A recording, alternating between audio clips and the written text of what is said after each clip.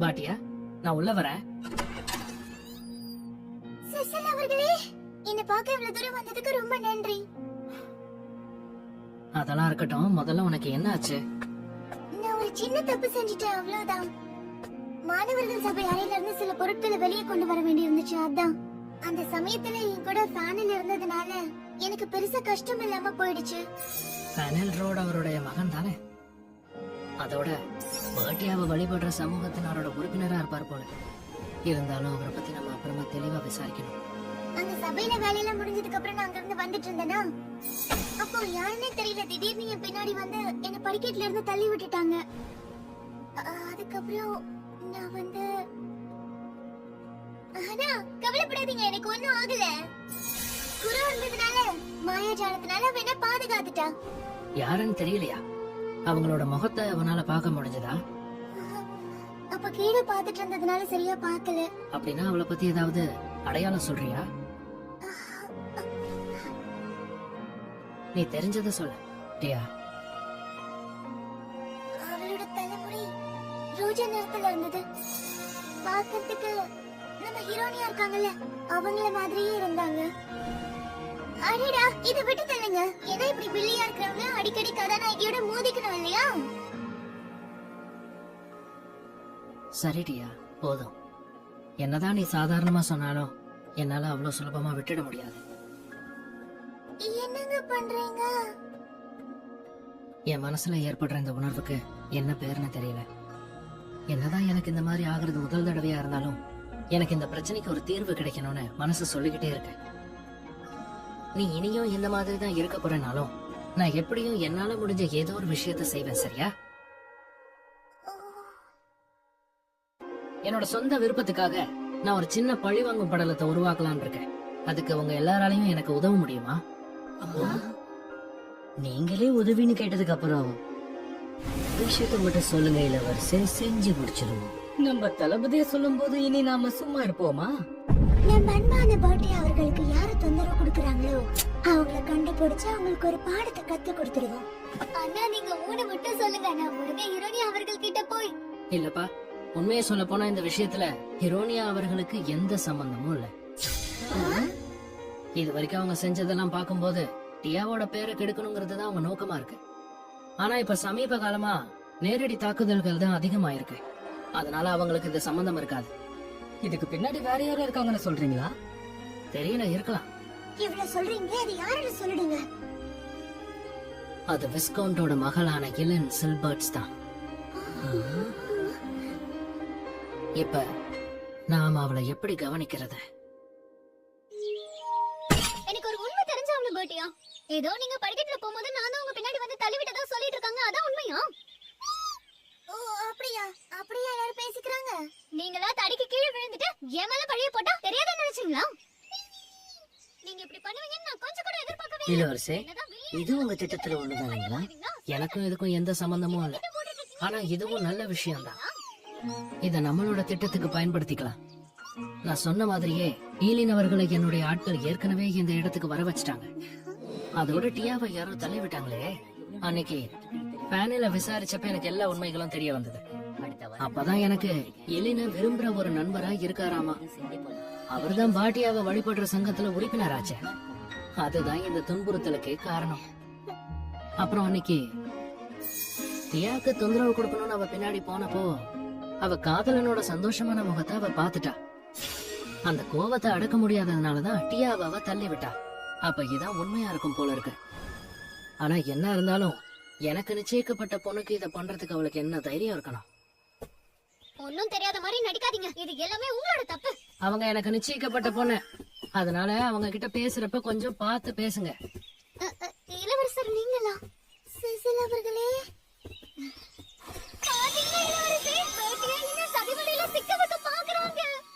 அடேங்கப்பா, நம்ம இங்க இருக்கிறது தான் நமக்கு பாதுகாப்பு.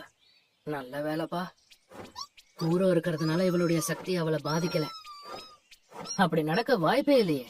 இந்த விஷயத்துல சம்பந்தப்பட்டவங்களுக்காக இத பெருசுப்படுத்தாம அப்படியே விட்டுட்டோம். அதனாலதான் இந்த விஷயத்துல நீதான் குற்றவாளின்னு வதந்தி பரவறது கூட உனக்கு தெரியாது. எல்லாரும் இங்க கொஞ்சம் கவனிங்க. இந்த வதந்திகளுக்கு பின்னாடி இருக்கிற உண்மையை தெரிஞ்சுக்க ஆர்வமா இருக்கீங்களா? நடந்த அந்த சம்பவத்தை பத்தி உங்க எல்லாருக்கும் இப்பவே இங்கேயே நான் தெளிவுபடுத்துறேன். டியாவை படியில இருந்து எனக்கு தள்ளி விட்டது நீங்க இல்லன்னு நான் நம்புறேன். இளவரசை நான் கிடையாது. அன்னைக்கு நடந்த சம்பவத்தை டியா கிட்ட விசாரிக்கும் போது அவங்க தள்ளி விட்டவங்க பாக்குறதுக்கு உங்களை மாதிரியே இருந்ததா சொன்னாங்க. அப்படி பார்த்தா அத நீங்க தானே அவங்க சொல்லல. சொல்றது சரிதானே பாட்டியா? இந்த தருணத்துல ஹிரோனியா அவர்கள் தான் இதை செஞ்சாங்கன்றத சொல்லிட்டா டியா விரும்புற மாதிரி அவ வெள்ளியாவே மாறிடுவா. அப்படி பார்த்தா டியாவுக்கும் உங்களுக்கும் சண்டையை மூட்டி விட யாரோ சதி செய்றாங்கன்னு தான் தோணுது.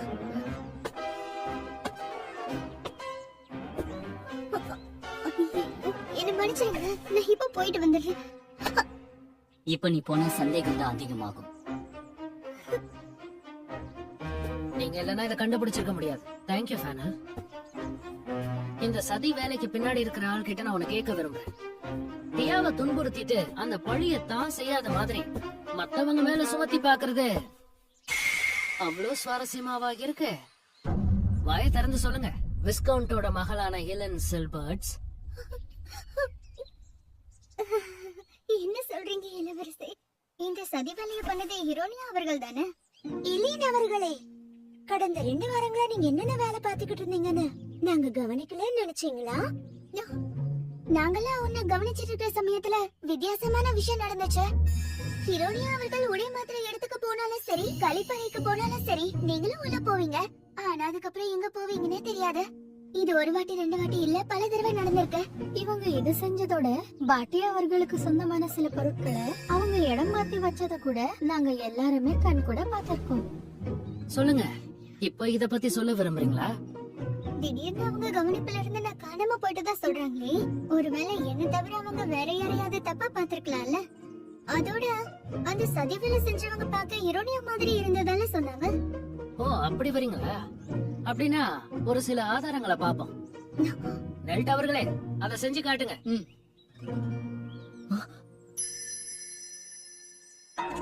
ஐயோ, எல்லாரும் இப்படி என்ன பாக்கும்போது காலெல்லாம் உதறுதே. அதெல்லாம் நினைக்காதீங்க, தைரியமா இருங்க. எனக்கு இதெல்லாம் சொல்லி கொடுக்கும் போது நீங்க எவ்வளவு தைரியமா இருந்தீங்க, அதே மாதிரி எல்லாருக்கும் சொல்லுங்க. சாரி. அது வந்து நான் கையில வச்சிருக்கிற இந்த திரவங்கள் ஒண்ணு மாஸ்லேட்ல இருந்தும் இன்னொன்னு அல்கைட்ல இருந்தும் எடுத்த திரவங்கள். இது மாஸ்லேட் திரவத்துக்கு நிறம் இருக்காது, அது போல வாசனையும் இருக்காது.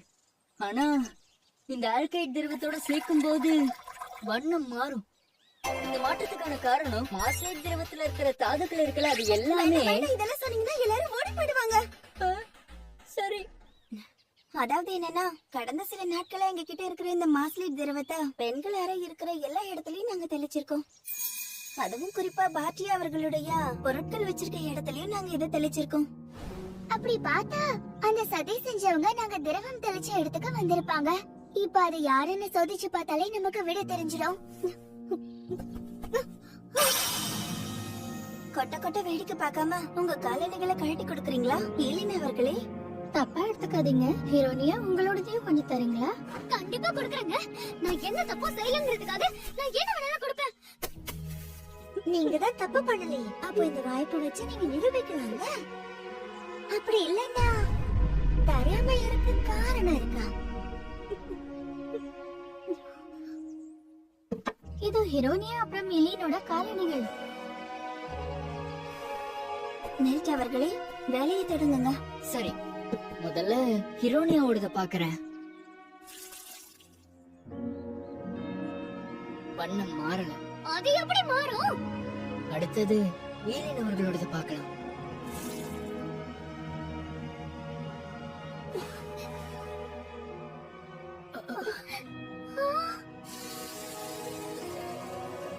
கண்ணை கவர்ற மாதிரி வர்ணம் மாறுதுல்ல? இந்த ஆதாரம் போதுமா, இல்ல என்ன கொஞ்சம், இல்ல இதையும் மீறி வேற ஏதாவது சொல்ல விரும்புறீங்களா? இது எதுவுமே உண்மை கிடையாது. மாணவர் சபையை சேர்ந்தவங்க எல்லாரும் ஹீரோனியா அவர்களை பாதுகாக்கணுங்கிறதுக்காக. இப்ப என்ன சொல்ல வரீங்க? அவங்கள நாங்க பாதுகாத்து அந்த பழிய உங்க மேல போடுறோம்னு சொல்ல வரீங்களா? சரி, அப்படி செய்யறதுனால எங்களுக்கு என்ன லாபம்? இந்த அளவுக்கு காண்டாக நான் அந்த ஆளை பார்த்ததே இல்லப்பா. காதலிக்கிறவங்களுக்கு ஒண்ணுன்னா சும்மாவா? சரி, பரவாயில்ல, விடு. உங்களோட வருங்கால விஷயத்துக்காக நீங்க சொன்ன அத்தனையுமே மறந்து நான் அப்படியே விட்டுடுறேன். அப்புறம் இன்னைக்கு விடுதிகளை நல்லா சுத்தம் செய்யற நாள் இல்லையா? இன்னமும் அங்க ஏதாவது ஆதாரம் கிடைக்கிறதா இருந்தா தப்பு பண்ணவங்க அவங்க எடுத்து வச்சிருந்த பொருளை அப்படியே எடுத்துப்பாங்க இல்லையா? இந்த பையில இருக்கிறது உங்களுக்கு முக்கியமானதா? என்ன கேள்வி? என்னோடது, அது கொடுங்க. அப்படியா? உங்க பொருட்களா? இது வந்து இல்ல, வேண்டாம். இது உங்களது தானே? அந்த முடி பார்க்கறதுக்கு என்னோட தலைமுடி வண்ணத்திலே இருக்கு. இதுக்காக தான் நான் உன்னை அப்பவே எச்சரிச்சேன். இதுக்கப்புறம் அவங்களோட நாடகத்தை விரிவுபடுத்தணும்னு நினைச்சேன்னா அவங்களோட பின் விளைவுகள் மோசமா இருக்கும்.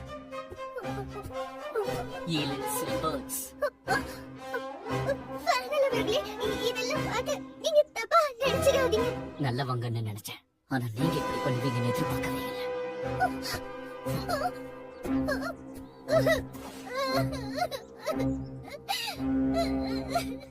சரி, அவ்வளவுதான். தொந்தரவா இருந்த ஒரு விஷயத்தை கவனிச்சாச்சு. ஏன் நாம இப்ப போலாமா? என்ன நியாயம் இது? நீங்க பாதிக்கப்பட்டவன் நான் இருக்கேன், என்ன விட்டு அவளை கூட்டிட்டு போறீங்க? அதுக்குன்னு உங்களை எல்லா இடத்துக்கும் கூட்டிட்டு போக முடியுமா? என்ன பொறுத்தவரை டீயா நல்லா ரெஸ்ட் எடுக்கணும்.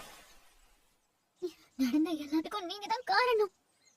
போட்டி போடுற எல்லா பொண்ணுங்களையும் இந்த இடத்துக்கு கூட்டிட்டு வந்து அவங்களை கோர்த்து விட்டு வேடிக்கை பாக்குற இந்த நாடகத்தை எதுக்கு நடத்துறீங்க? எல்லாராலையும் வெறுக்கப்படுற ஒரு வில்லியா நடந்துக்கலையே, அது ஒழுங்கா நடந்துக்க. இளவரசர் செசிலோட விஷயத்துல நான் ரொம்ப உறுதியா உங்களுக்கு புரியல. இந்த விஷயத்துல மாட்டினவங்களை பத்தி எனக்கு கவலை இல்ல. ஆனா இளவரசரோட நான் இல்லனா அவர் என்னைக்கு சந்தோஷமா இருக்க மாட்டாரு. அந்த வகையில உன்னால என்ன மாதிரி ஆக முடியாது. ஏன்னா கதையோட்டத்தின் படி நான் தான் விதியால தேர்ந்தெடுக்கப்பட்டவன். டியாவால தேர்ந்தெடுக்கப்பட்டவளா?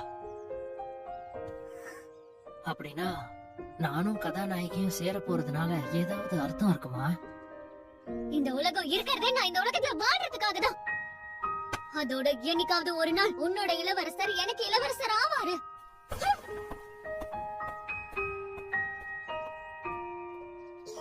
மன்னிச்சிருங்க. டியா,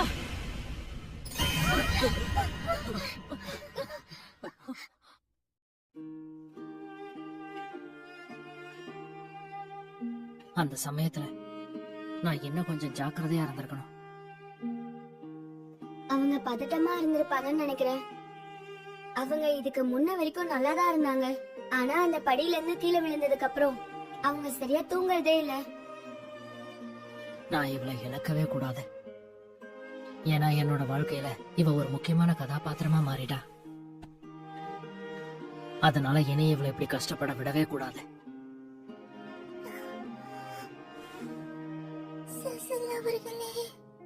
இனி உனக்கு எதுவுமே ஆகாது. கனவு ரொம்ப நல்லா இருந்துச்சு. டியா, உன்னை நினைச்சு எல்லாரும் எவ்வளவு வருத்தப்பட்டாங்க தெரியுமா? அப்படியா? அப்படி என்ன ஆச்சு? தூக்கமின்மையினால சோர்வுல நீ மயங்கிட்ட. நீ முழிச்சிட்டான்னு எல்லார்கிட்டயும் சொல்லட்டுமா? எல்லாருக்குமா? இப்ப போய் எல்லாருக்கும் சொல்லுங்க. தந்தருக்கு மன்னிச்சிடுங்க. நீங்க மயங்கி விழுந்ததும் எவ்வளவு வருத்தப்பட்டேன்னு தெரியுமா? உங்களுக்கு தூக்கம் வரலன்னா என்கிட்ட சொல்ல மாட்டீங்களா? கொரட்டை விட்டு தூங்குறதுக்கு கஷாயம் போட்டு கொடுத்திருப்பல.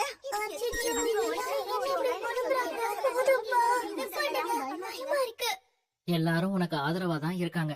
அதனால நீ தனியா இருக்கிற மாதிரி உணராத.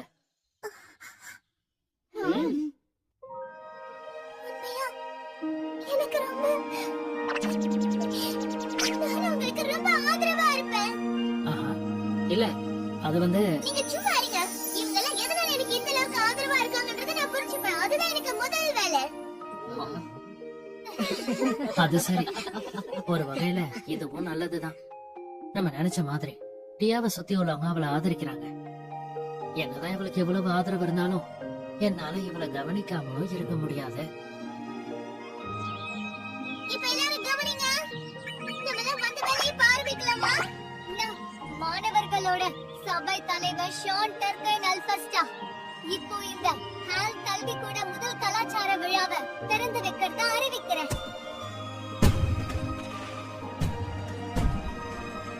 பர்டியாவே நடத்துற கலாச்சாரத்தை சார்ந்த விழாவுக்கான நாள் இன்னைக்கு நடக்க போகுது.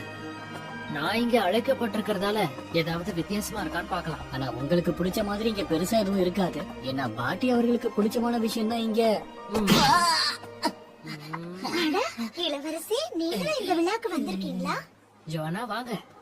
சரி, சுட்டி தம்பியை எங்கேயாவது பாத்தீங்களா? அவர்தான் இந்த விழாவை தொடங்கி வைக்க மேடையில ஏறி பேசிக்கிட்டு இருந்தாரு. நல்லா இருந்துச்சு தெரியுமா? என் நண்பர்களோட வேலை முடியற வரைக்கும் நான் உங்க கூட இருக்கட்டுமா? கண்டிப்பா எனக்கு ஆட்சேபணம் இல்ல. ஈலன் அவர்களை பத்தி நான் சில விஷயம் தெரிஞ்சுக்கிட்டேன், சொல்றேன் கேளுங்க. அவங்க படிக்கட்டுல இருந்து தள்ளி விட்டது கொலை முயற்சிக்கு கீழே வரதுனால சட்டத்தை சேர்ந்தவங்களுக்கு அந்த விஷயம் தெரிய வந்துச்சு. அதனால அவங்கள விசாரிச்சு அவங்க செஞ்ச குற்றத்துக்கு சிறையில வச்சிருக்காங்க. பரவாயில்ல, அது இவளுக்கு தேவைதான். ஒரு உண்மையை சொல்லட்டுமா? ஆரம்பத்துல பர்ட்டி அவர்களை பார்க்கும்போது எனக்கும் ஒரு மாதிரியா தான் இருந்தது. ஏன்னா இளவரசரோட ஒருத்தி அவ்வளவு நெருக்கமா இருக்கிறது யாரு பார்த்தாலும் சரி வருத்தமா தானே இருக்கும், சொல்லுங்க. ஆனா நான் உங்களை அந்த விருந்தில பார்த்ததுக்கு அப்புறம் என் பயம் எல்லாம் அப்படியே பறந்துடுச்சு. அதுவும் இல்லாம உங்களை முன்ன பார்த்ததை விட இப்ப பார்க்க வசீகரமாவும் ரொம்ப அழகாவும் இருக்கீங்க. பர்ட்டியாவ நல்ல பத்திரமா பாத்துக்கோங்க, சரியா? கண்டிப்பா, அதுதான் என்னுடைய விருப்பமும்.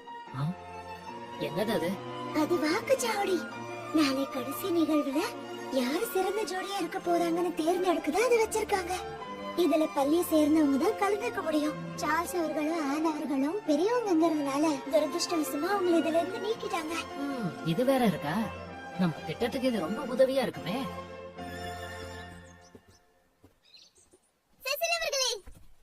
உங்களை இப்படி காக்க வச்சதுக்கு என்ன மன்னிச்சிருங்க. நீ ரொம்ப வேலையில இருந்தியா, அதான் தொந்தரவு பண்ண வேணான்னு இங்கே இருந்துட்டேன். இனி கொஞ்ச நேரம் நம்ம ஒன்னா இருக்கலாம்.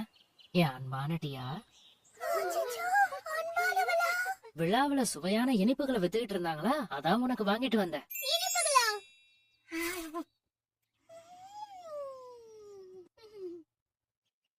டியா, உன்னோட உதட்டுல இனிப்பு ஒட்டிட்டு இருக்கு.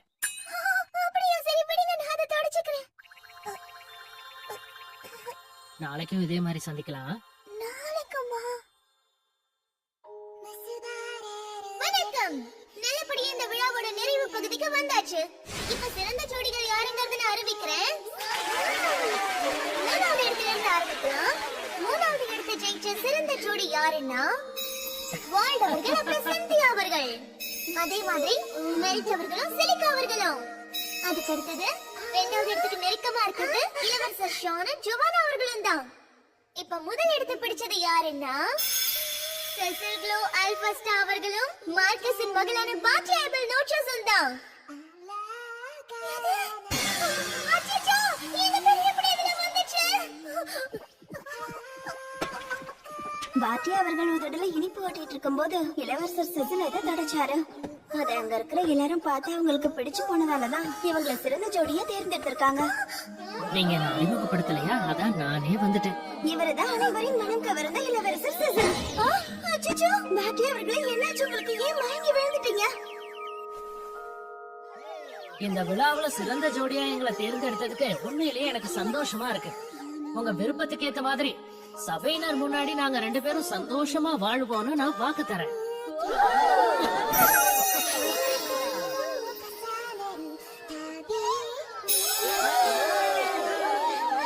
என்ன உடம்பு சிறந்துருச்சு? இது வேடிக்கையா இல்ல அழகா இருக்கு. சரி ஷான், இதுக்கு மேல நீயே பாத்துக்க, சரியா? சரி அண்ணா, நான் பாத்துக்கிறேன்.